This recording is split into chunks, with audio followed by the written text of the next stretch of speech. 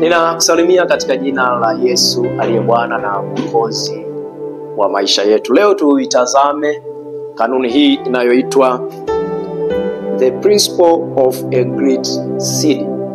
The Principle of a Great Seed.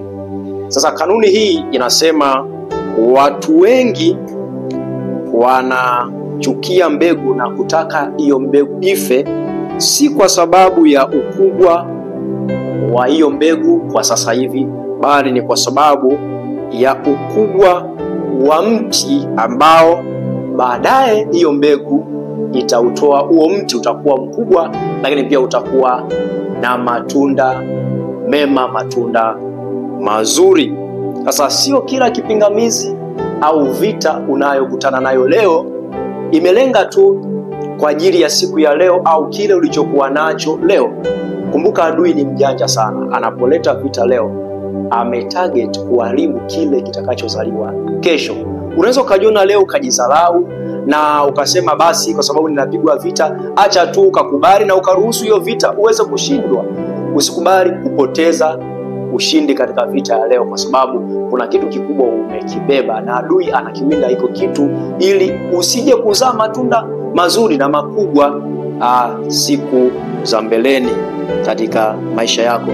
Ninafahamu kuna watu wanajaribu kukufukia wewe ambaye ni mbegu uliobeba mti mkubwa ndani yako.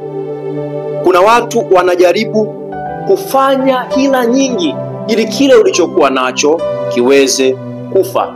Lakini usikate tamaa, kwa sababu wakati mwingine hila zao ndiyo mbolea inayokusaidia wewe mbegu yako iweze kuchipua, mbegu yako iweze kuzaa vema. Inawezekana mabaya yao ndiyo mbegu yako, inawezekana mabaya yao ndiyo mbolea yako. Inawezekana vile unavyovipitia leo, yale magumu, yale matatizo, zile shida, ndiyo mbolea yako inayokufanya wewe mbegu yako iweze kukua vizuri na baadaye mti mkubwa wenye matunda kuweza kuchipuka. Usikate tamaa. Wakati mwingine unapitia kwenye mazingira magumu, unapitia kwenye maeneo magumu, lakini usikate tamaa na usivunjike moyo.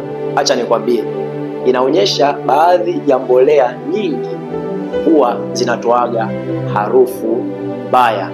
Baadhi ya mbolea huwa zinatoa harufu mbaya, lakini mbolea hizo zinazotoaga harufu mbaya ndizo zinazoisaidia mbegu iliyopandwa chini ya ardhi iweze kuchipua na kuzaa matunda.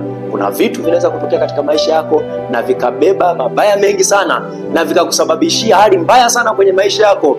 Usikate tamaa. Yawezekana vitu hivyo vimekuja kwako kama mbolea ya kuisaidia hiyo mbegu uliyokuwa nayo. Wakati mwingine usitazame majaribu na magumu kama magumu tu. Wakati mwingine yatazame hayo magumu na majaribu na hizo vita kama mbolea ya mbegu yako, ya mafanikio yako. Mungu akubariki sana. Usikate tamaa.